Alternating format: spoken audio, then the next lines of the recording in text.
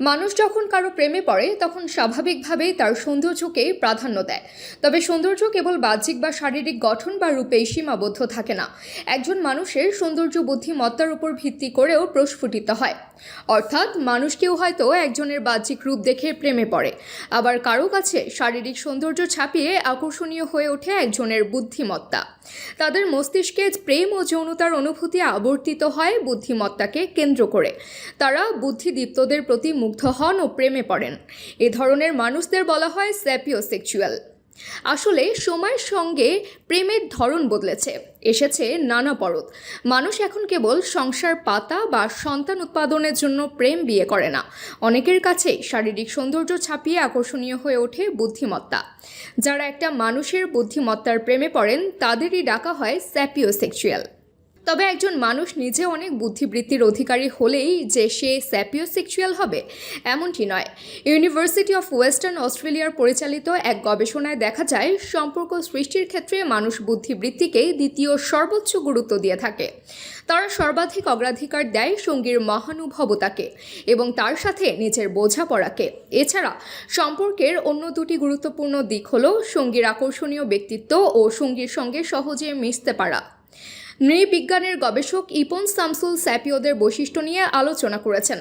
স্যাপিওসেক্সুয়ালেরা কখনোই হুট করে প্রেমে পড়েন না। যেহেতু শারীরিক সৌন্দর্য তাদের টানে না, তাই প্রেমে পড়তে তাদের সময় লাগে। ফলে বেশিরভাগ ক্ষেত্রেই আগে বন্ধুত্ব হয়। সময়ের সঙ্গে সঙ্গে মানসিক ও বৌদ্ধিক সংযোগ হলে তবেই আসে প্রেমের প্রশ্ন। তবে দুই ধরনের স্যাপিও দেখা যায়। কিছু আছে যারা বুদ্ধিমান ব্যক্তিদের সঙ্গে শারীরিক সম্পর্কে জড়াতে আকর্ষণ বোধ করেন। অন্যদের কাছে যৌনতা মুখ্য নয়, বরং ওই মানুষটার সঙ্গে বিজ্ঞান, মনস্তত্ত্ব, রাজনীতি, দর্শন নিয়ে আলোচনা করতেই ভালোবাসেন তারা। এটাকে বলা যায় প্লেটোনিক প্রেম, যেখানে থাকে না যৌন আকাঙ্ক্ষা কিংবা যৌন আকর্ষণ থাকলেও সেটি মুখ্য নয়। স্যাপিওরা মনে করেন তাদের প্রেমটাই সেরা, কেননা সময়ের সঙ্গে শারীরিক সম্পর্কে ক্লিশে হয়ে আসে। সৌন্দর্য হারিয়ে যায়, টিকে থাকে কেবল বুদ্ধিমত্তা। তাই বুদ্ধিমত্তাটাই শেষ কথা, আর এটাই প্রেমে পড়ার উপযুক্ত কারণ হওয়া উচিত। স্যাপিওরা সাধারণত অন্তর্মুখী স্বভাবের হন, আর যার প্রেমে পড়েন সে সাধারণত তার শিক্ষক, মেন্টর, বস, উচ্চ পদস্থ কেউ বা পুরনো বন্ধু হতে পারেন সহকর্মীও। ফলে বেশিরভাগ ক্ষেত্রেই মনের কথাটা বলে ওঠা নিয়ে সংশয় তৈরি হয়। অনেক ক্ষেত্রেই স্যাপিওদের প্রেম বিবাহ বহির্ভূতও হয়, একমুখীও হয়। সময়ের সঙ্গে একমুখী প্রেম হারিয়েও যায়। সঠিক সময়, উপযুক্ত পরিবেশে স্যাপিওদের প্রেম হলে সেটা সাধারণত টেকসই হয়।